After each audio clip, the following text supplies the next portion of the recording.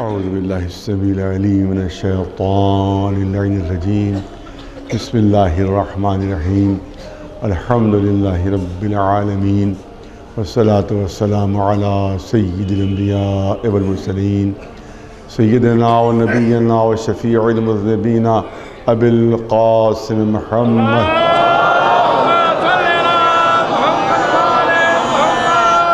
وأهل بيته الطيبين الطاهرين المعصومين. أما بعد فقد قال الله سبحانه تبارك وتعالى في كتابه المبين وهو أصدق القائلين ونريد أن نمن على الذين استضعفوا في الأرض ونجعلهم أئمة ونجعلهم الوارثين. صلوات بھیجیں بر محمد. تلاوت ہوتی رہی. ابھی تک آیت کے اوپر بیان کرنے کا موقع مجھے نہیں ملا ہے. ابھی تو صرف تمہید چل رہی ہے، ابھی تو خالی انٹروڈکشن چل رہا ہے اور آیت کے اوپر بیان کرنے کا موقع ہی نہیں ملا. اور یہ آیت ایسی ہے یا جو یہ موضوع ایسا ہے کہ اس پر پوری زندگی بھی اگر بولا جائے تب بھی زندگی ختم ہو جائے گی مگر موضوع ختم نہیں ہوگا. وہ ہے اہل بیت علیہ السلام کی انسانیت کے لیے خدمتیں. ایک صلوات بھیجیں بر محمد.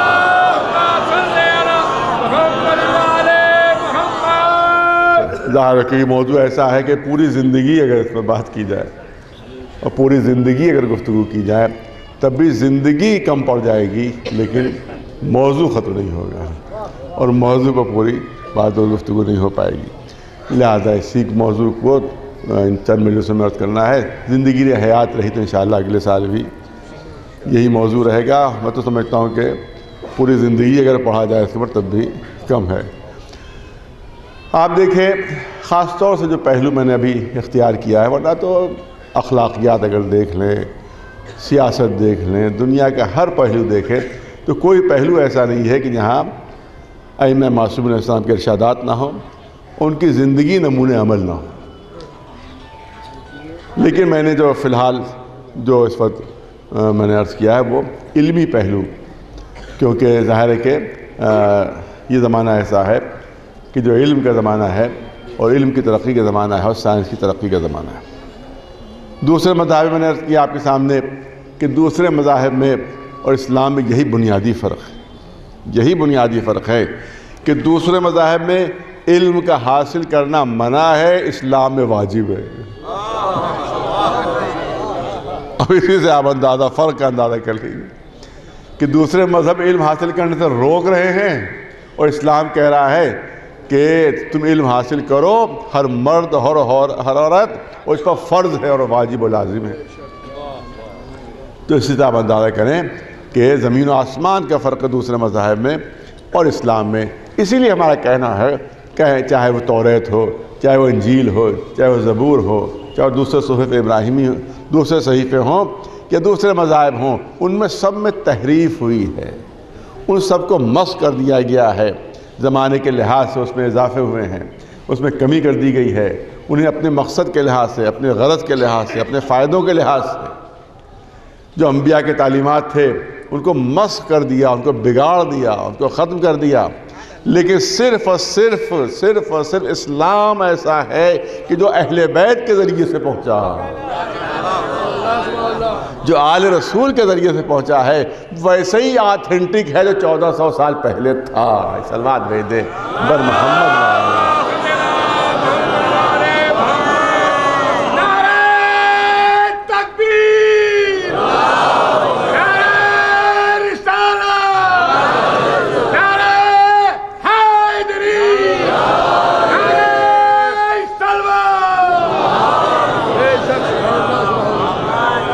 آپ کے سامنے میں نے عرض کیا کہ جناب آدم کو جو نبوت ملی وہ علم کی بنیاد پر، جو نیابت الہیہ ملی وہ علم کی بنیاد پر، جو خلافت ملی وہ علم کی بنیاد کے اوپر، جو فرشتوں پر ملائکہ پر برتری ملی وہ علم کی بنیاد.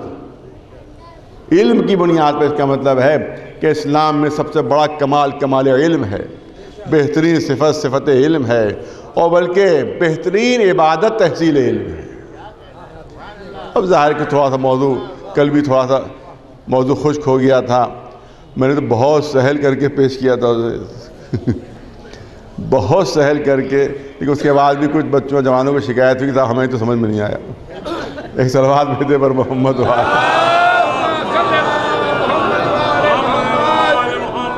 تو بڑی مشکل منزل یہ ہو گئی ہے کہ کوئی بھی علمی موضوع کسی مجلس سے پیش کرنا اب تقریباً ناممکن ہو گیا ہے.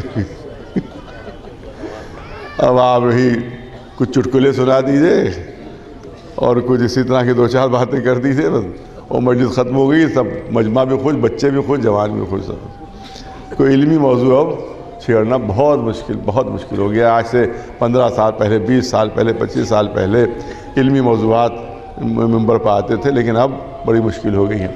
لیکن بہرحال میں کوشش میری یہ رہتی ہے، کوشش کہ اگر کوئی سخت بات بھی ہو، ثقیل بات بھی ہو، تو اس کو بہت آسان کر کے، بہت سہل کر کے پیش کیا جائے. میری کوشش رہی تھی. میں نے کہا پوری کتابوں کا خلاصہ میں نے آدھے گھنٹے میں پیش کیا.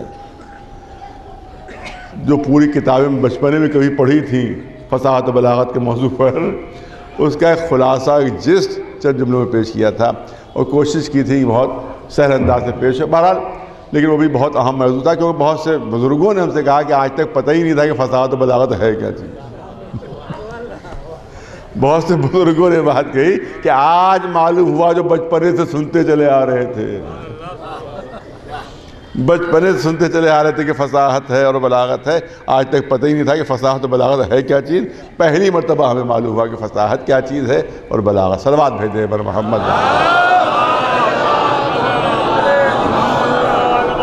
تو بہرحال وہ موضوع بھی بہرحال بزرگوں کے لحاظ سے تو بہت ہی اہم موضوع تھا کہ جو میں نے عرض کیا.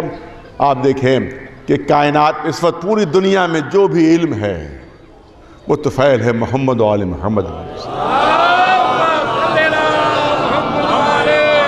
جو بھی ترقی ہوئی ہے وہ انہی کے ذریعے سے ہوئی ہے.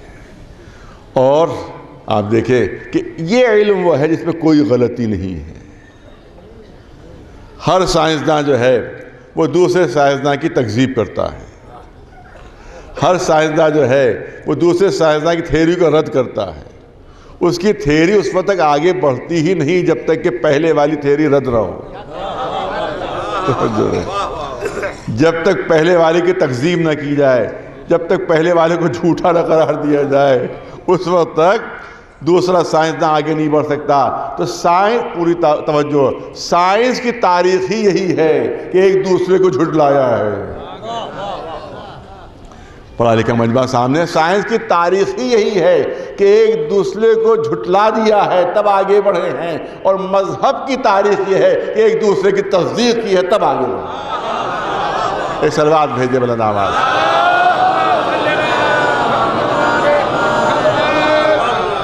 کبھی آپ نے سنا کہ کسی نبی نے آ کر کہا ہو کہ پہلا نبی غلط بول رہا تھا، میں صحیح بول رہا ہوں، اب میری تبلیغ صحیح ہے.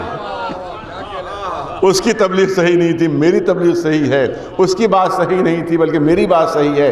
بلکہ ہر آنے والا نبی پچھلے نبی کی تصدیق کرتا ہوا، تائید کرتا ہوا. ہر آنے والا امام پچھلے امام کی تائید کرتا ہوا، تصدیق کرتا ہوا. صلوات بھیجے بر محمد.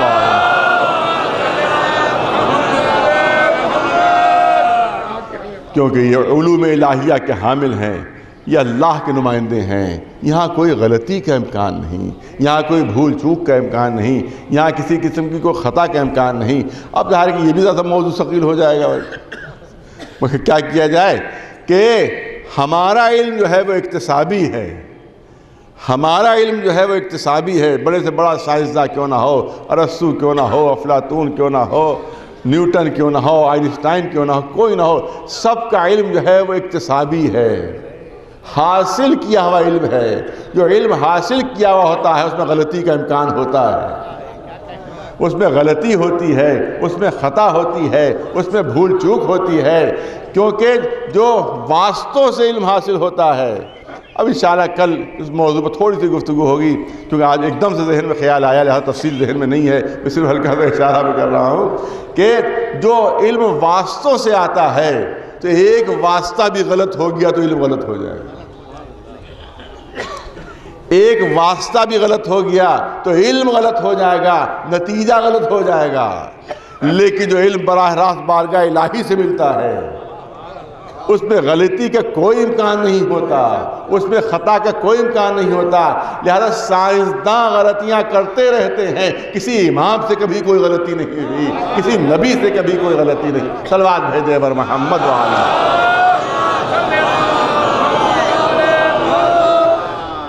اب میں چاہتا ہوں کہ بہت ہی سہل کر کے اس موضوع کو پیش کیا جائے، کوشش کی جائے کہ چھوٹی چھوٹی مثالوں کے ذریعے سے اس بات کو پیش کیا جائے۔ آپ دیکھیں کہ خطا اللہ کی طرف سے جو بھیجا ہوا ہے اس سے کسی خطا کا امکان نہیں، اس سے کسی غلطی کا امکان نہیں ہے۔ آپ دیکھیں کہ ہم جب بھی کوئی چیز خریدنے جاتے ہیں، فرض کیجیے معلوم ہم نے اشتہار دیکھا کہ فلاں ٹی وی جو ہے وہ فلاں کمپنی نے ایجاد کیا ہے، اور فلاں معلوم فریج جو ہے فلاں کمپنی سے نئے آیا ہوا ہے، یا فلاں واشنگ مشین جو ہے فلاں کمپنی سے آئی ہوئی ہے۔ ہم نے اشتہار دیکھا، ہم پہنچ گئے وہاں پر، پوری توجہ، بہت سنجیدہ موضوع اور بہت آسان مثال کے ذریعے سے، تاکہ چھوٹے سے چھوٹا بچہ بھی بات کو سمجھ جائے، پوری توجہ رہے۔ ہم پہنچے وہ اشتہار دیکھ کر دکان کے اوپر کہ بھائی فلاں کمپنی کی ہم نے یہ اشتہار دیکھا ہے، دادا مجھے وہ مشین چاہیے۔ اب کوئی بھی چیز ہو، فریج بھی ہو سکتا ہے، ٹی وی ہو سکتی ہے، واشنگ مشین بھی ہو سکتا ہے، کچھ بھی ہو سکتا ہے، اور اس نے لا کر دے دیا کہ بھئی یہ ہے واشنگ مشین، یہ لیجیے، یہی اسی کا اشتہار آپ نے دیکھا۔ اس کے بعد جب اس نے وہ مشین دی تو اس سے ایک چھوٹی سی کتاب بھی دی، ساتھ ایک چھوٹا سا کتابچہ دیا، جس کو کہا جاتا ہے مینول، جس کو کہا جاتا ہے مینول۔ بھئی یہ کتاب کیوں دے رہے ہو؟ کہ اس کتاب میں آپ کو مل جائے گا کہ اس مشین کے بنانے کا مقصد کیا ہے، اس مشین کے بنانے کا مقصد کیا ہے، اس کے استعمال کے طریقے کیا ہیں، اور اس کی حفاظت کیسے ہو۔ یہ آپ کو اس مینول کے ذریعے سے، اس کتاب کے ذریعے سے، کتابچے کے ذریعے سے مل جائے گا۔ آپ نے جیسے ہی وہ کتاب لی تو ظاہر کہ خریدنے والا پڑھا لکھا تھا، تو اس نے جیسے کتاب لی تو اس نے کہا بھائی آپ نے کچھ غلطی کر دی ہے۔ کیا غلطی؟ کیسی غلطی؟ کہا یہ مشین کسی اور کارخانے کی ہے، اور یہ کتابچہ جو آپ دے رہے ہو یہ کسی اور کارخانے کا ہے۔ توجہ رہے، یہ مشین جو آپ نے دی یہ کسی اور کارخانے کی ہے، اس پر کسی اور کمپنی کا نام لکھا ہوا، اور جو آپ نے مینول دیا اس پر کسی اور کمپنی کا نام لکھا ہوا۔ لہذا یہ جہاں جس کمپنی کی مشین ہے کتاب بھی وہی کی ہونا چاہیے۔ یہ جس کمپنی کی مشین ہے کتاب بھی وہیں سے ہونا چاہیے، کتابچہ بھی وہیں سے ہونا چاہیے۔ تو آپ یاد رکھیں کہ اگر مشین کسی اور کارخانے کی اور کتاب کہیں اور کارخانے کی تو پھر وہ کتاب اس مشین کے کام نہیں آ سکتی۔ ضروری ہے کہ جس کارخانے کی بنی ہوئی مشین ہو اسی کمپنی کی طرف سے کتاب بھی ہونا چاہیے۔ توجہ رہے، اور جتنی مشین پیچیدہ ہوتی چلی جائے گی، توجہ رہے، جتنی مشین پیچیدہ ہوتی چلی جائے گی اتنا ہی وہ مینول زخیم ہوتا چلا جائے گا، اتنا ہی وہ مینول، وہ کتاب جو ہے وہ زخیم ہوتی چلی جائے گی۔ اور اگر مشین بہت زیادہ پیچیدہ ہے، اگر مشین بہت بازوق مجمع سامنے ہے، میں نے بہت آسان مثال کے ذریعے سے ایک مشکل چیز سمجھانا چاہتا ہوں کہ جتنی وہ مشین پیچیدہ ہوتی چلی جائے گی اتنا ہی وہ مینول، وہ کتاب زخیم ہوتی چلی جائے گی۔ لیکن اگر مشین بہت زیادہ پیچیدہ ہے، اگر مشین بہت زیادہ پیچیدہ ہے تو کمپنی والے کتاب کو کافی نہیں سمجھتے۔ اگر بہت زیادہ پیچیدہ مشین ہو گئی تو اب کمپنی والے کتاب کو کافی نہیں سمجھتے، بلکہ کتاب کے ساتھ ساتھ کچھ ماہر فن بھی معین ہیں، کچھ ماہر فن انجینئر وہ بھی معین ہوتے ہیں۔ یہ کتاب بھی لے جائیے اور دیکھیے یہ جو مشین آ رہی ہے ہمارا آدمی آ کر فٹ کرے گا اس کو، جو ہمارا انجینئر ہے وہ آ کر اس کو فٹ کرے گا، آپ کو استعمال کا طریقہ بتائے گا، آپ کو حفاظت کے طریقے بتائے گا۔ اس کا مطلب یہ ہے کہ اگر مشین بہت زیادہ پیچیدہ ہو جاتی ہے تو کتاب کافی نہیں ہوتی، تو کتاب کافی نہیں ہوتی، ضرورت ہے کچھ ماہرین فن بھی ہوں جو کتاب کو بھی سمجھائیں، مشین کو بھی سمجھائیں۔ تو مجھے اتنا بتا دیجئے کہ پہلی بات تو یہ کہ جس کارخانے کی بنی مشین ہوتی ہے کتاب بھی وہیں سے ہوتی ہے، کتاب بھی وہیں سے ہوتی ہے۔ تو ہم کس کارخانے کے بنے ہوئے ہیں؟ بس جس کارخانے کے ہم بنے ہوئے ہیں کتاب بھی وہی کی ہوگی اور ماہرین فن بھی وہی سے آئیں گے۔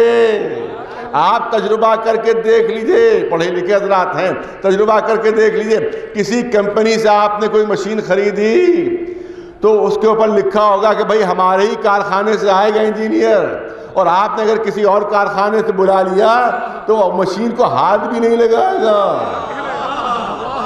تجربہ کر کے دیکھ لیجئے گا، وہ مشین کو ہاتھ بھی نہیں لگائے گا۔ بھئی جہاں سے خریدی ہے اسی کارخانے ہی سے ماہر فن آئے گا، میں اس کو ہاتھ نہیں لگاؤں گا۔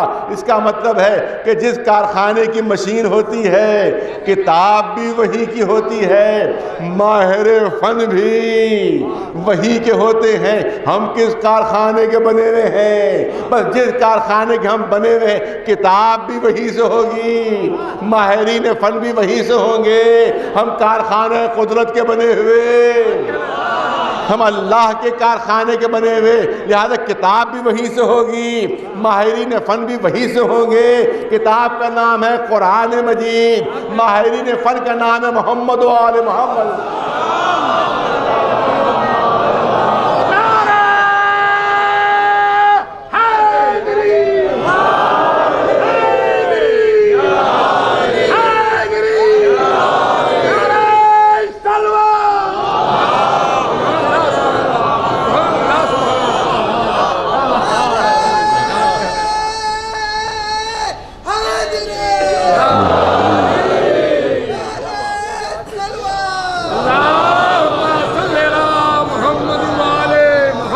اور یاد رکھیں، میں نے عرض کیا کہ اگر مشین بہت زیادہ پیچیدہ ہو تو پھر کتاب کافی نہیں ہوتی بلکہ ماہر فن بھی بھیجے جاتے ہیں۔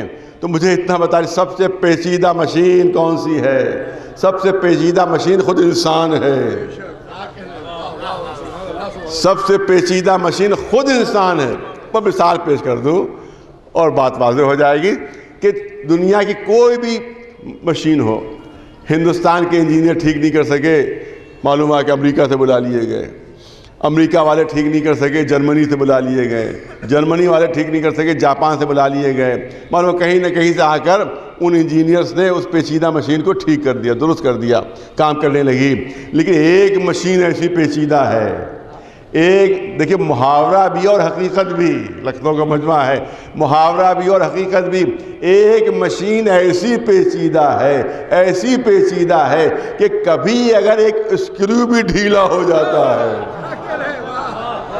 پوری توجہ رہے، ایک مشین اتنی پیچیدہ ہے کہ کبھی ایک اسکرو بھی ڈھیلا ہو جاتا ہے تو لاکھ کوشش کیجئے پوری زندگی ڈھیلے ہی رہتا ہے۔ ایک صلوات بھیجے بلند آواز پر محمد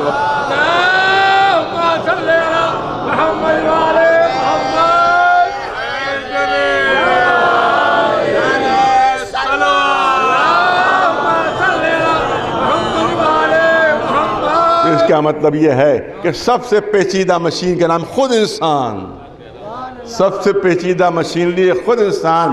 اسی لیے میں نے عرض کیا کہ جب پیچیدہ مشین بہت زیادہ ہو جاتی ہے تو کمپنی والے کتاب کو کافی نہیں سمجھتے بلکہ ماہرین فن بھی ساتھ میں بھیجے جاتے ہیں، کیونکہ اتنی پیچیدہ مشین ہے، اسی لیے کارخانے قدرت نے کتاب کو کافی نہیں سمجھا بلکہ ساتھ ہیں ماہرین فن بھی بھیجے۔ وہ ماہرین فن محمد و آل محمد علیہ السلام۔ توجہ رہے، صاحبان فہم تشریف فرما ہے۔ اب دیکھیں اسی مثال کو بس ایک منٹ آگے بڑھانا چاہتا ہوں۔ فرض کیجئے میں وہاں سے واشنگ مشین لے کر آ گئے اور اس کے بعد اس کو گھر میں لا کے نصب کر دیا گیا، انجینئر جو تھے وہ نصب کر کے چلے گئے، 2-4 دن تو وہ ٹھیک چلتی رہی اور اس کے بعد معلوم ہے 1 ہفتے بعد اس میں کچھ کھڑپڑ ہونے لگی، ذرا سا اٹک کے چل رہی ہے، ذرا سا رک کے چل رہی ہے۔ تو اس کا مطلب وہ جو کتابچہ تھا اس کے اوپر ایک فون نمبر لکھا ہوا تھا کہ دیکھیے اگر اس میں کوئی خرابی پیدا ہو تو آپ اس نمبر پر فون کر دیجیے گا، ہمارے یہاں سے کوئی آدمی کوئی انجینئر ٹھیک کرنے کے لیے آ جائے گا۔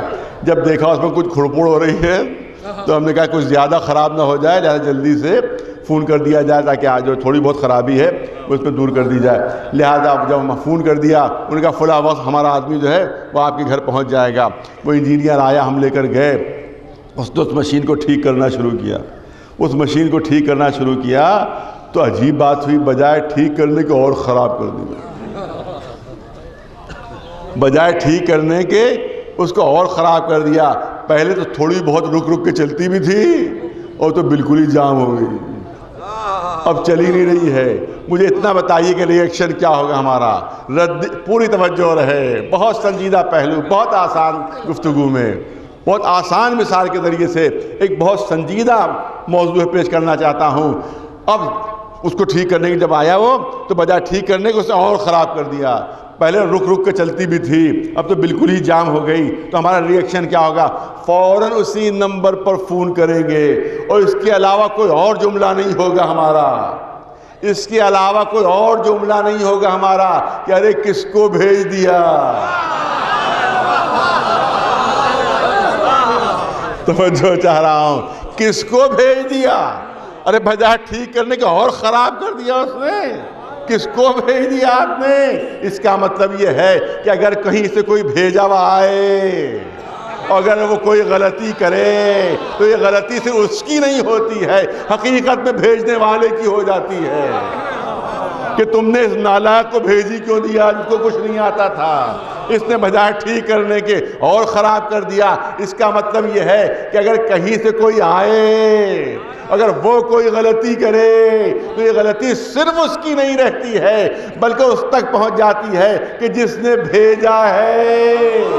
اسی لیے ہمارا عقیدہ ہے کہ جو اللہ کی طرف سے ہوتے ہیں, جو اللہ کے بھیجے ہوئے ہوتے ہیں, وہ کبھی غلطی نہیں کرتے. ان سے کوئی غلطی نہیں ہوتی, ان سے کوئی خطا نہیں, ان سے کوئی بھول چوک نہیں. کیونکہ اگر وہ غلطی کر دیں, اگر وہ غلطی کر دیں تو فوراً انسان کہے گا پالنے والے کن کو بھیج دیا. ایک سلوات بھیج دے بلند آواز سے محمد والے.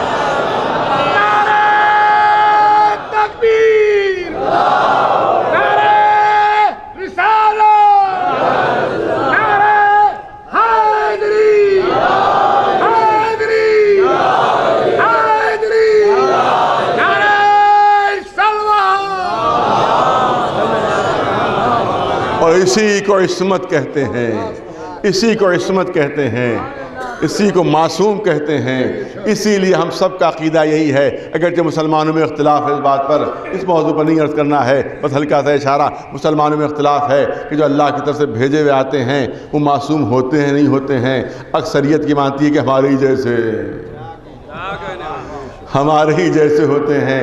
جس طرح ہم بھول جاتے ہیں وہ بھی بھول جاتے ہیں, جس طرح ہم گناہ کرتے ہیں اسی طرح وہ بھی گناہ کرتے ہیں, جس طرح سے ہم خطا کار اس طرح سے وہ بھی خطا کار ہیں, ہمارے ہی جیسے ہیں.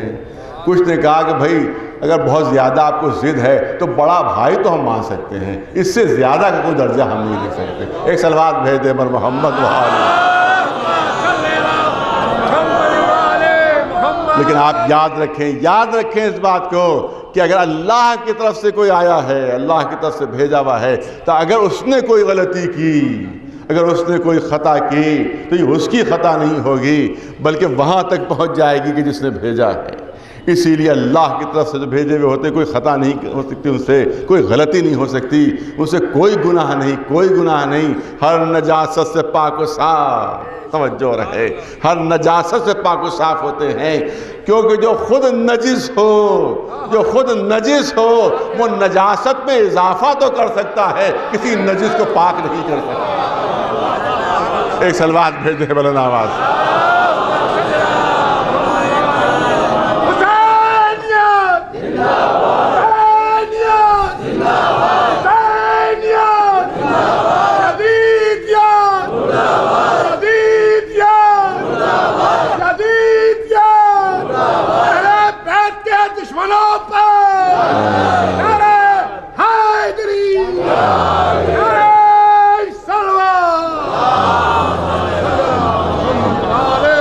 بس ایک قرآنی مثال پیش کر دوں, ایک قرآن مجید سے مثال پیش کر دوں تاکہ کسی مسلمان کو انکار کی جرت نہ رہ سکے. بحث ہوتی ہے, گفتگو ہوتی ہے کہ بھئی نبی معصوم ہے کہ نہیں ہے, خطا کار ہو سکتا ہے نہیں ہو سکتا, نہیں کوئی حرج نہیں, نبوت پہ کوئی اثر نہیں پڑے گا, گناہ کرتا رہے نبی رہے گا, گناہ کرتا رہے رسول رہے گا, اس کی رسالت و نبوت پر کوئی حرف نہیں آئے گا. نہیں, غلط ہے, غلط, ناممکن ہے کہ اگر اللہ کا بھیجا ہے اور غلطی کرے, کہ اس سے گناہ سرزد ہو جائے، کہ خطا سرزد ہو جائے، قرآن مجید سے مثال پیش کر دوں تاکہ بات بالکل مستحکم ہو جائے۔ آپ دیکھیں کہ جناب ابراہیم تشریف فرما ہیں، جناب ابراہیم کے ماننے والے موجود ہیں، سامنے نمرود ہے اور نمرودی لشکر ہے۔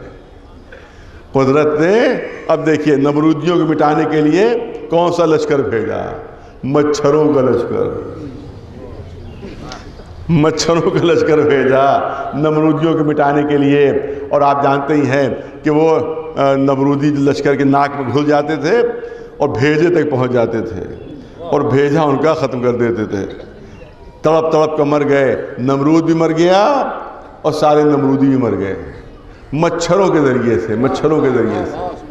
وہ نمرود جو اس زمانے کی سپر پاور، جو اس زمانے کی سب سے بڑی طاقت، قدرت نے مچھروں کے ذریعے سے مارا۔ قدرت کا نظام ہی یہی ہے، قدرت کا نظام ہی یہی ہے کہ ہمیشہ مغروروں کا سر جو کچلا ہے وہ کمزوروں کے ذریعے سے کچلا۔ ایک صلوات بھیجے بلند آواز سے بر محمد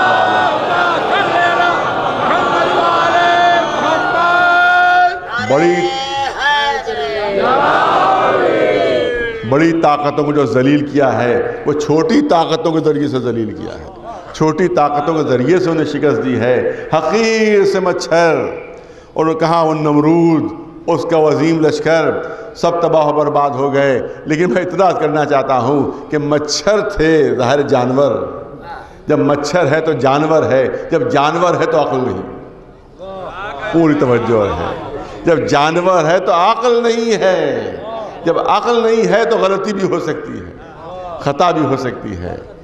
جب نمرودی لشکر کو نقصان پہنچا رہے تھے تو وہیں پہ جناب ابراہیم بھی تھے، وہیں پہ ابراہیم کے ماننے والے بھی تھے۔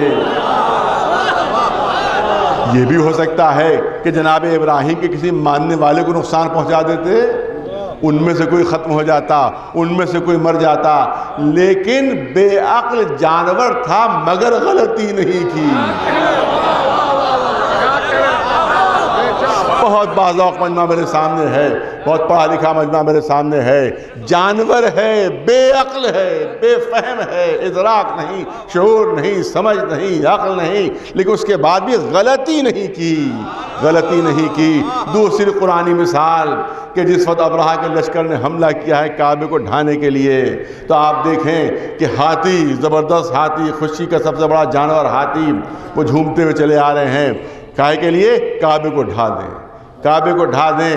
اور قرآن مجید اعلان کر رہا ہے، قرآن میں اعلان ہے کہ ابابیلوں کا لشکر آتا ہے، ابابیلوں کا لشکر آتا ہے، ان کے پنجوں میں چھوٹی چھوٹی کنکریاں دبی ہوئی، چھوٹی چھوٹی کنکریاں دبی ہوئی، اور جس میں اتنی طاقت تھی کنکریوں میں کہ جب ان ابابیلوں نے وہ کنکریاں ماری تو قرآن کہتا ہے کہ پورا لشکر ابرہہ کا چبایا ہوا بھوسا بن گیا، بھوسا بن گیا، پورا لشکر چبایا ہوا بھوسا بن گیا۔ روایت کہتی ہے کہ ہاتھی کی پیٹھ پر جو کنکری پڑتی تھی تو پیٹھ کو توڑتی ہی زمین میں نزل ہو جاتی تھی، اتنی قوت تھی، اتنا فورس تھا اس ننھی سے کنکری میں کہ پورا ہاتھیوں کا لشکر چبایا ہوا بھوسا بن گیا۔ پھر یہی پر سوال ہو سکتا ہے، ابابیل ہے، پرندہ ہے، جانور ہے، عقل نہیں ہے، فہم نہیں ہے، ادراک نہیں ہے، سمجھ نہیں ہے، ارے غلطی سے کہیں ایک کنکری کعبے پر پڑ گئی ہوتی۔ مجھے اتنا بتا دیجئے، غلطی سے جانور ہے تو عقل نہیں ہے، سمجھ نہیں ہے، غلطی سے کہیں ایک کنکری اگر کعبے پر پڑ گئی ہوتی تو کعبے کی عمارت بھی تباہ ہو جاتی، کعبے کی دیواریں بھی ٹوٹ جاتی، کعبہ بھی ختم ہو جاتا، معلوم جس مقصد سے آئے تھے وہ معاملہ ہی الٹا ہو جاتا۔ کعبے کو بچانے آئے تھے اور کعبہ ہی تباہ ہو جاتا، معاذ اللہ، اس کی عمارت بھی ختم ہو جاتی۔ لیکن جانور ہے، عقل نہیں ہے، فہم نہیں ہے، مگر غلطی نہیں کی، توجہ رہے، مگر غلطی نہیں کی۔ اس سے نتیجہ یہ نکلا کہ اللہ اگر کسی بے عقل جانور کو بھی بھیج دیتا ہے تو وہ جانور بھی غلطی نہیں کر سکتا. تو جب بے عقل جانور اس کا بھیجا ہوا غلطی نہیں کر سکتا تو رسول کیسے غلطی کرے گا؟ پھر امام کیسے غلطی کرے گا؟ تو اس کے بھیجے ہوئے نمائندے کیسے غلطی کر دیں گے؟ ایک سلمان بلند آواز سے محمد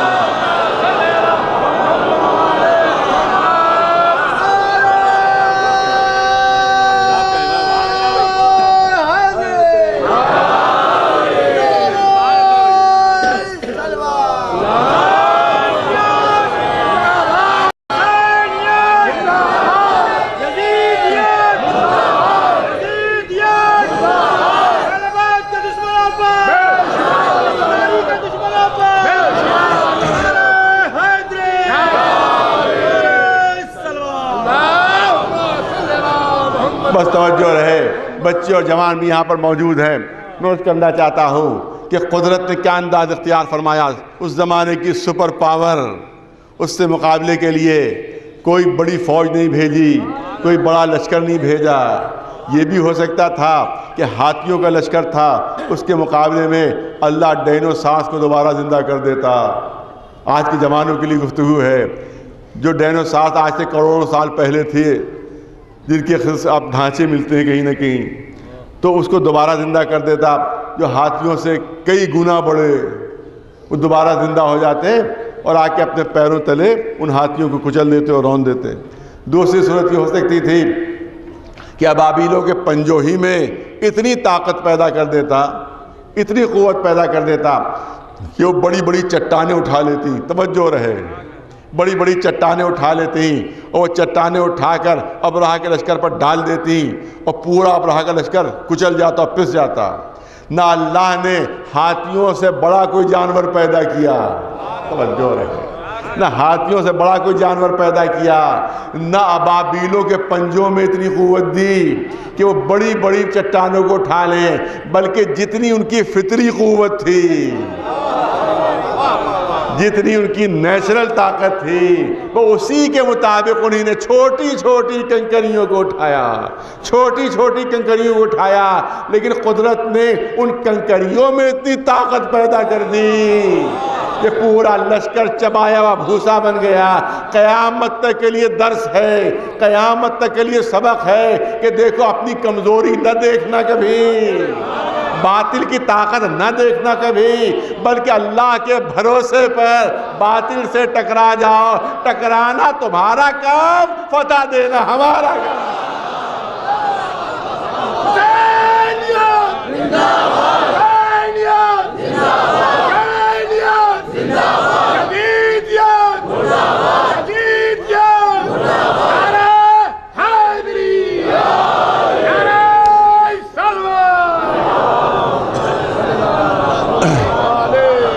ٹکرانا تمہارا کام ہے، فتح دینا ہمارا کام ہے. آج پوری دنیا شیعوں کی دشمن ہے، حکومتیں شیعوں کی دشمن ہیں، ہر طرف قتل و غارت گری ہے، ہر طرف دشمنی ہے. آپ نے بھی سنا ہوگا کہ ابھی 2 دن پہلے خود جو میرے پھوپھیزاد بھائی ہیں مولانا حسن ظفر صاحب، انہی کی مجلس میں بم کا دھماکہ ہوا تھا، ابھی 2 دن پہلے کی بات ہے. اور اس میں انہی نے وہاں کے اوپر اس کی کلپ بھی آئی ہے، کلی کلپ اس کی آئی ہے کہ وہ بھی مجلس پڑھ رہے ہیں، مجمع ہے، اسی وقت ایک دم سے دھماکے کی آواز آتی ہے. لیکن مجمع اپنے یہاں پر جمع ہوا ہے، ذاکر بھی جمع ہوا ہے، پڑھنے والا بھی جمع ہوا ہے، عالم بھی جمع ہوا ہے، مجمع بھی جمع ہوا ہے. اگر لیڈر بھاگے گا تو مجمع بھی بھاگے گا.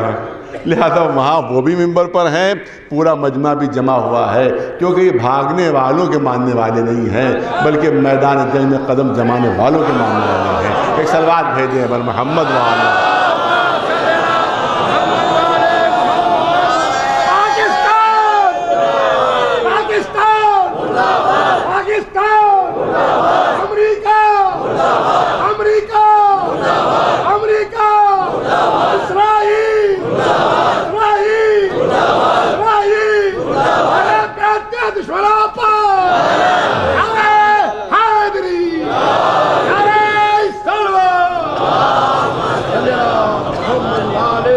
سازشیں ہوتی رہیں گی، سازشیں ہوتی رہیں گی. سب سے بڑی دشمنی اعضائے اہل بیت سے، سب سے بڑی دشمنی غم حسین سے ہے۔ غم حسین سے کیوں؟ ابھی مصائب تھوڑے سے دور ہیں لیکن کوئی تذکرہ آ گیا ہے، سب سے زیادہ دشمنی عزائے اہل بیت سے، کیونکہ یہی عزائے اہل بیت ہے جو ظالموں کے چہروں پر سے نقاب نوچ لیا کرتا ہے۔ اس لیے ہر ظالم کو اگر قد ہے اور دشمنی ہے تو غم امام حسین سے اور عزائے اہل بیت سے ہے۔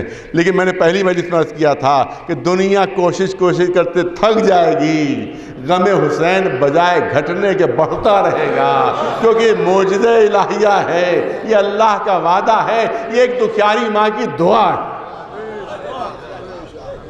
ایک سلوات بھیج دے بلند آواز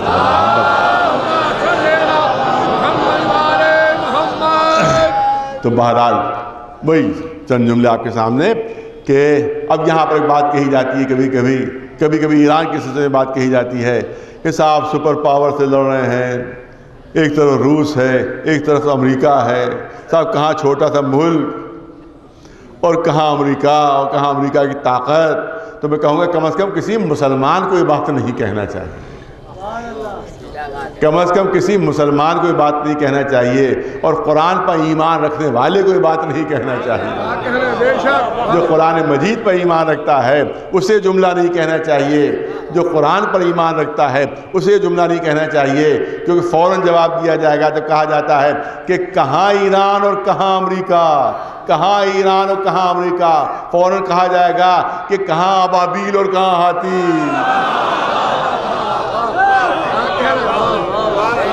کہاں ابابیل اور کہاں ہاتھی، کہاں ابابیل اور کہاں ہاتھی، کہاں نندی سی کنکریاں اور کہاں ہاتھیوں کا لشکر۔ لیکن یہی بات درس دے رہی ہے، یہی واقعہ درس دے رہا ہے کہ بس اللہ پر بھروسہ کر کے دنیا کی بڑی سے بڑی طاقت سے ٹکرا جاؤ، ہم اسی طرح سے فتح دیں گے جس طرح سے ابابیل کے لشکروں کو فتح حاصل ہوئی تھی۔ ایک سلوات بھیج دیں بلند آواز سے۔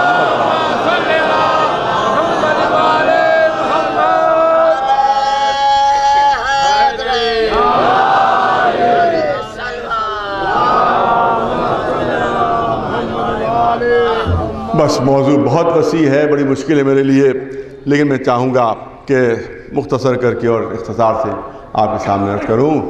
علم جو دنیا میں پہنچا ہے وہ اہل بیت کے ذریعے سے پہنچا ہے، سائنس جو دنیا تک پہنچی ہے وہ اہل بیت کے ذریعے سے پہنچی ہے، اور سورس جو ہے وہ ذات الہیہ ہے۔ ابن خلدون جیسے متعصب مورخ لکھنے پر مجبور ہوا، پوری توجہ رہے، ابن خلدون جیسا متعصب مورخ لکھنے پر مجبور ہوا کہ کسی سے بھی کوئی علمی بات جب ہم کو معلوم ہوتی ہے تو وہ اس سے پوچھتے ہیں کہ تم کو یہ بات کہاں سے معلوم ہوئی، یہ حدیث کہاں سے معلوم ہوئی، یہ مسئلہ کہاں سے معلوم ہوا؟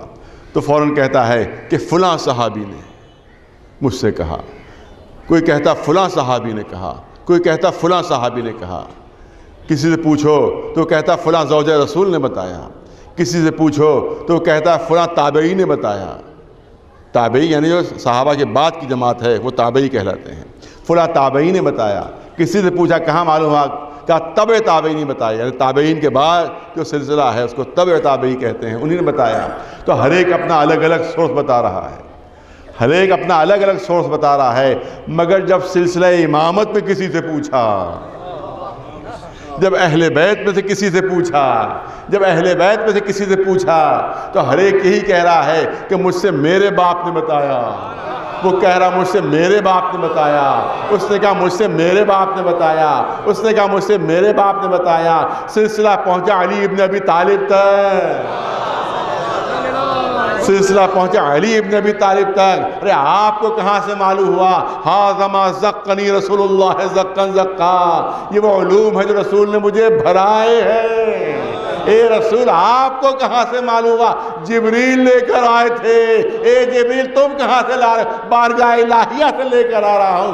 دنیا کے علوم غلط ہو سکتے ہیں، اہل بیت کی بتائی ہوئی بات غلط نہیں ہو سکتی۔ ایک سلوات بھیجے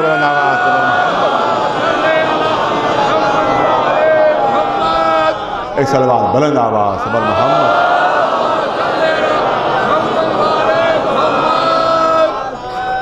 اسی لیے علم رسالت کے وارث ہیں وہ مولا کا، یہ علوم مجھے بھرائے، ھذا ما زقنی رسول اللہ زقا زقا، یہ علوم رسول نے مجھے بھرائے ہیں کہ جس طرح سے ایک پرندہ اپنے بچے کو دانہ بھراتا ہے۔ یا علی، عجیب آپ مثال دے رہے ہیں، عجیب تشبیہ ہے، عجیب مثال ہے۔ ہم نے آج تک کسی زبان میں، کسی لٹریچر میں، کسی ادب میں یہ مثال نہیں دیکھی۔ دنیا کے سارے لٹریچر اگر آپ دیکھ لیجئے تو تعلیم و تعلم کے سلسلے میں، سیکھنے اور سکھانے کے سلسلے میں، استادی و شاگردی کے سلسلے میں آپ کو یہ مثال کہیں نہیں ملے گی۔ آپ اردو ادب میں مثال دیکھیں گے کہ بہت اچھا کوئی شاگرد ہے تو یہ کہا جاتا ہے کہ اپنا علم گھول کے پلا دیا، یہی تو کہا جاتا ہے کہ اپنا علم گھول کے پلا دیا، کوٹ کوٹ کر بھر دیا۔ یہ تو کہیں نہیں کہا جاتا کہ اس طرح سے بھرایا کہ جس طرح سے پرندہ اپنے بچے کو دانہ بھراتا ہے۔ یا علی، آپ نے عجیب مثال دے دی، عجیب مثال دے دی۔ تو مولا علی مسکرا کر کہیں گے کہ تو بات کی گہرائی کو نہیں سمجھ سکا، تو بات کے راز کو نہیں سمجھ سکا۔ دیکھ، ہر مخلوق اپنے بچے تک غذا پہنچاتی ہے۔ ایک ماں اپنے بچے کو دودھ پلاتی ہے، مگر خود جو کھانا کھاتی ہے اس میں کتنی تبدیلیاں آ جاتی ہیں، کتنے چینجز آ جاتے ہیں۔ تب کہیں جا کر وہ دودھ میں تبدیل ہوتی ہے، تب کہیں جا کر بچے کے دہن تک پہنچتی ہے۔ اس کا مطلب یہ ہے کہ اصل غذا جو ماں کھاتی ہے اس میں بڑی تبدیلیاں آتی ہیں، تب کہیں جا کر بچے کے دہن تک وہ غذا پہنچتی ہے۔ لیکن مخلوقات میں تنہا پرندہ وہ ہے کہ جیسا دانہ لے کر آتا ہے، جیسا دانہ لے کر آتا ہے، بغیر اپنی طرف سے کسی تبدیلی کے، پوری امانت داری کے ساتھ بچے کے دہن تک پہنچا دیتا ہے۔ بس یہی بات دنیا کو بتانا چاہتا ہوں کہ بارگاہ الہی سے میرا رسول جو علوم لے کر آیا تھا، دنیا سے جاتے وقت میرے سپرد کر کے دنیا سے جا رہا ہے۔ ایک صلوات بلند آواز سے بلند محمد والے۔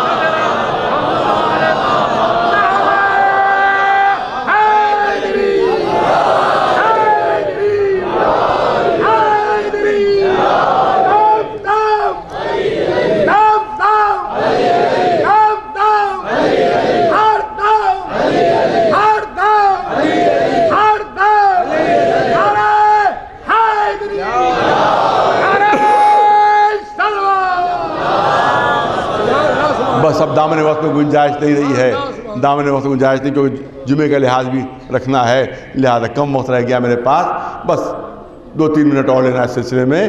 ھذا ما زقنی رسول اللہ زقا زقا، یہ علوم مجھے رسول نے بھرائے ہیں، یہ رسول نے بھرائے ہیں۔ میں پھر توجہ چاہوں گا خاص طور سے آج کل کے جو پڑھے لکھے جوان ہیں ان کی توجہ، کہ یہ جو رسول اللہ کے سلسلے مولا علی کا ارشاد ہے اس میں صرف زقنی کا لفظ، پوری توجہ رہے، زقنی کا لفظ ہے جس کے معنی ہے بھرانا، جس کے معنی ہے بھرانا۔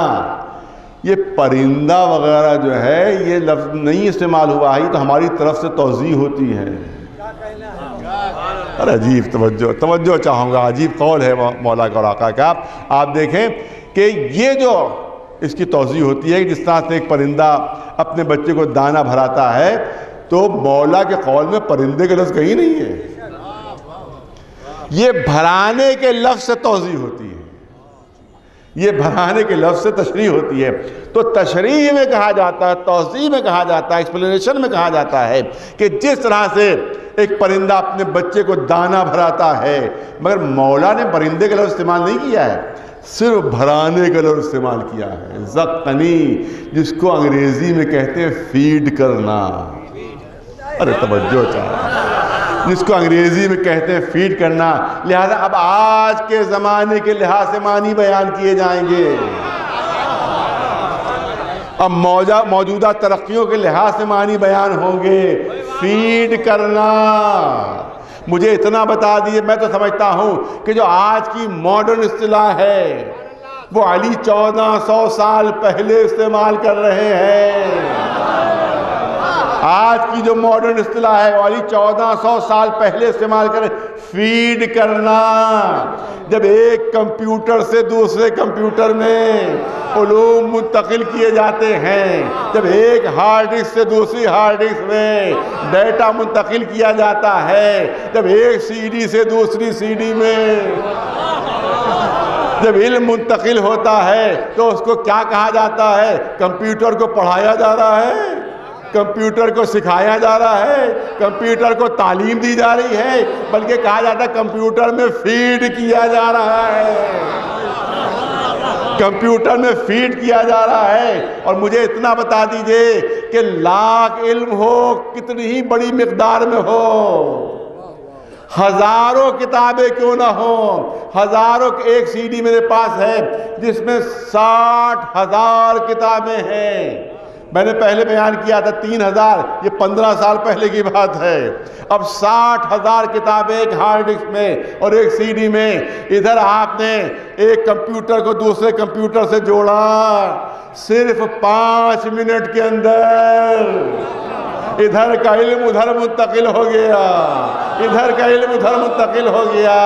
ارے اتنی تیزی کیوں ہے؟ کیونکہ ادھر بھی نور ہے، ادھر بھی نور ہے۔ جب دونوں طرف نور ہوتا ہے تو علم کا ذخیرہ منتقل ہونے میں مہینوں نہیں لگتے، برسوں نہیں لگتے، ہفتوں نہیں لگتے، بلکہ چند منٹ میں ہزاروں کتابوں کا علم ادھر سے ادھر منتقل ہو جاتا ہے، کیونکہ ادھر بھی نور ہے، ادھر بھی نور ہے۔ اسی لیے علی نے فرمایا کہ جب رسول دنیا سے جانے لگے تو تھوڑی دیر کے لیے مجھے سینے سے لگا لیا تھا، تھوڑی دیر کے لیے مجھے سینے سے لگایا تھا۔ علم کے 1000 باب میری طرف منتقل ہوئے، کیونکہ ادھر بھی نور ہے، ادھر بھی نور ہے۔ ایک صلوات بلند آواز سے بر محمد و آل محمد۔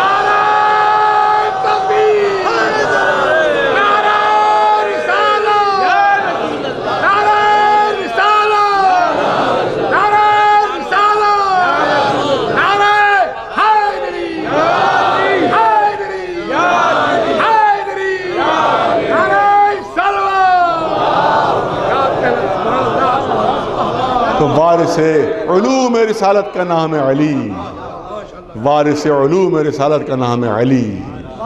اب اس علی کا تذکرہ آیا تو ایک علی اور یاد آ گئی، جس کے لیے زبان عصمت سند دے رہی ہے، جس کے لیے زبان امامت سند دے رہی ہے کہ پالنے والے تیری بارگاہ میں ایک ایسا ہدیہ پیش کر رہا جو سیرت میں بھی، صورت میں بھی، رفتار میں بھی، گفتار میں بھی تیرے رسول کی ہو بہو شبیہ۔ ظاہر ہے کہ یہ زبان عصمت ہے۔ زبان عصمت جب بھی کوئی سند دیتی ہے تو رشتہ داری کی بنیادوں پر نہیں، بلکہ حق و استحقاق کی بنیادوں پر۔ تو یہ نہیں کہا کہ صرف صورت مل رہی ہے، بلکہ سیرت بھی وہی ہے۔ اس سے اندازہ کیجئے کہ علی اکبر 18 برس کے سن میں نہ یہ کہ صرف صورت کے وارث ہیں، بلکہ سیرت رسالت باپ کے بھی وارث ہیں علی اکبر۔ اب تصور کیجئے کہ ایسا بیٹا جب ہاتھ جوڑے سامنے کھڑا ہوگا کہ بابا مرنے کی اجازت دیجئے، تو حسین کے دل کا کیا حال ہو۔ اے بیٹا نانا کی شبیہ ہو، رسول اللہ کی شبیہ ہو۔ جب میں نانا کی زیارت کا مشتاق ہوتا تھا، میں تمہاری زیارت کرتا تھا۔ کس دل سے مرنے کی اجازت دوں؟ روایت کہتی ہے علی اکبر نے باپ کے قدموں پر سر رکھ دیا۔ اے بابا مرنے کی اجازت دیجئے، اے بابا مرنے کی اجازت دیجئے۔ حمید ابن مسلم جو دشمن کا راوی ہے، جو دشمن کی طرف سے، یزید کی طرف سے واقعات لکھنے کے لیے وہاں موجود تھا، وہ کہتا ہے میں پورا منظر دیکھ رہا تھا۔ حسین نے بیٹے کو اجازت تو دے دی، بیٹے کو اجازت تو دے دی، مگر واقعہ کربلا میں حسین کے چہرے پر جتنی مایوسی اس وقت نظر آئی، جس وقت علی اکبر کو مرنے کی اجازت دی ہے، پورے واقعہ کربلا میں نے حسین کے چہرے پر ایسی مایوسی نہیں دی۔ اے بیٹا علی اکبر جا مرنے کے لیے، مگر ذرا خیموں میں اہل حرم سے رخصت ہو لے۔ چاہتے تھے آقا کہ اہل حرم بھی بیویاں بھی آخری بار تصویر رسول کی زیارت کر لیں۔ حمید کہتا ہے کہ علی اکبر خیمے کے اندر گئے، کافی دیر گزر گئی، علی اکبر باہر نہیں نکلے۔ وہ کہتا ہے مجھے تعجب ہو رہا تھا کہ کیا بات ہے، اتنی تاخیر کیوں ہو رہی ہے؟ کہتا خیام حسینی پر نظر اٹھی تو میں نے یہ منظر دیکھا کہ علی اکبر باہر نکلنا چاہتے ہیں اور بیویاں دامن سے لپٹ جاتی ہیں، واپس لے جاتی ہیں علی اکبر کو۔ اب یہ دشمن کے جملے ہیں کہ علی اکبر خیمے سے اس طرح سے باہر نکلے ہیں کہ جیسے کسی بھرے گھر سے جنازہ نکلا۔ گھوڑے پر بیٹھے، گھوڑے کو ایڑ دی، چاہتے ہیں کہ جلد سے جلد دشمنوں تک پہنچیں۔ گھوڑوں کی ٹاپوں کی آوازیں بھی ہیں، اسلحوں کی آوازیں بھی ہیں، طبلِ جنگ کی بھی آوازیں ہیں۔ ان تمام آوازوں میں علی اکبر کے کانوں میں آواز آتی ہے، واہ علی اکبرا واہ ثمرتا فؤادا۔ اب جب پلٹ کر دیکھا بوڑھا باپ کمر تھامے پیچھے پیچھے دوڑتا ہوا چلا رہا۔ علی اکبر نے گھوڑا روکا، گھوڑے سے اترے، بابا آپ تو مرنے کی اجازت دے چکے ہیں۔ اے بابا آپ تو مرنے کی اجازت دے چکے ہیں، آپ کا یہ کیا حال ہو رہا ہے؟ اے بیٹا اگر تم بھی صاحب اولاد ہوتے تو تمہیں اندازہ ہوتا کہ ایک بوڑھے باپ پر ایک جوان فرزند کی جدائی کا کیا اثر ہوتا ہے۔ اس کے بعد فرماتے ہیں بیٹا علی اکبر دیکھو جب تک سامنے آ رہے ہیں مڑ مڑ کر اپنا چاند سا چہرہ مجھے دکھاتے رہنا۔ ہاں عزیزانو تفصیلی مصاحب کا موقع نہیں ہے، تصور کیجئے کہ جب رخصت کے وقت یہ عالم تھا تو اس وقت باپ کا کیا عالم ہوا ہوگا جب کانوں میں آواز آئی ہوگی بابا علی اکبر کا سلام آخر قبول کیا۔ حسین لڑکھڑاتے قدموں سے چلے، کبھی دائیں طرف جا رہے ہیں کبھی بائیں طرف جا رہے ہیں، لڑکھڑا کر گرتے ہیں اور اٹھتے ہیں۔ روایت کہتی ہے علی اکبر تک پہنچتے پہنچتے حسین 70 مرتبہ گرے اور اٹھے، 70 مرتبہ گرے اور اٹھے۔ اور جب علی اکبر پر نظر پڑی تب دیکھنے والوں نے دیکھا کہ اب جو حسین گرے ہیں تو اٹھا نہیں گیا ہے، پھر جس طرح سے بچے گھٹنیوں کے بل چلتے ہیں اس طرح سے علی اکبر کے سرہانے پہنچے، علی اکبر کا سر اپنے زانو پر رکھا، دیکھا علی اکبر تڑپ رہے ہیں، ایڑیاں رگڑ رہے ہیں۔ ایڑیاں رگڑنے کے کیا معنی ہے؟ ایڑیاں رگڑنے کے کیا معنی ہے؟ کبھی غور کیا آپ نے؟ کبھی سوچا کہ ایڑیاں برابر ہم سنتے رہتے ایڑیاں رگڑ رہے ہیں، اس کے کیا معنی ہے؟ روایت تفصیل کی کہ اتنی اذیت تھی، اتنی تکلیف تھی کہ کبھی پیروں کو پھیلا دیتے تھے، کبھی کھینچ لیتے تھے، کبھی پیر پھیلاتے تھے کبھی کھینچ لیتے تھے، شدید اذیت تھی، شدید تکلیف تھی، حسین تڑپ گئے۔ اے بیٹا کیا اذیت ہے، اے بیٹا کیا تکلیف ہے، کیوں اتنا تڑپ رہے ہو، کیوں اتنا بے چین ہو؟ بابا کوئی اذیت نہیں ہے، بابا کوئی تکلیف نہیں ہے، اگر اذیت نہیں ہے تو اتنا تڑپ کیوں رہے ہو، اتنے بے چین کیوں ہو؟ کیا بوڑھے باپ کے صبر پر بھروسہ نہیں؟ جو اذیت ہو بتا دو، جو تکلیف ہو بتا دو۔ جب حسین نے اصرار کیا تو علی اکبر فرماتے ہیں کہ بابا اصرار ہے تو سنیے کہ جب قاتل نے سینے پر برچھی ماری تو برچھی کی گھڑی ٹوٹ کر سینے کے اندر اتر گئی، برچھی کی گھڑی سینے کے اندر اتر گئی، جب واپس کھینچی تو ہنی ٹوٹ کر اندر رہ گئی ہے۔ اے بابا بڑی اذیت ہے، بڑی تکلیف ہے، اگر یہ ٹوٹی برچھی کی ہنی نکال سکتے ہو تو نکال دیجئے۔ عزادار حسین نے آستینے پلٹے، یا علی کہہ کر ٹوٹی برچھی کی ہنی پر ہاتھ رکھا۔ جیسے ہی برچھی کی ہنی پر ہاتھ رکھا عزادارو برچھی کی ہنی ہلنے لگی، برچھی کی ہنی ہلی تو کلیجہ علی اکبر ہلنے لگا، کلیجہ علی اکبر ہلا تو جسم علی اکبر لرزنے لگا، کربلا کی زمین ہلی۔ حمید کہتا میں نے دیکھا خیمے کا پردہ اٹھا، ایک بلند و بالا قد کی بی بی، واہ علی اکبر والی اکبرہ کہتی ہوئی خیمے سے باہر آ گئی. یہ کون ہے؟ یہ حسین کی بہن زینب. یہ حسین کی بہن زینب جو اور محمد کی لاشوں پر نہیں آئی، جو اپنے بیٹوں کی لاشوں پر نہیں آئے تھے، مگر علی اکبر کی لاش پر آ گئی. سیاہ چادر اوڑھے ہوئے اپنے کو لاش پر گرا دیا. حمید کہتا ہے کہ زینب صرف 2 مرتبہ کربلا میں خیمے سے باہر نکلی ہے، صرف 2 مرتبہ نکلی ہے.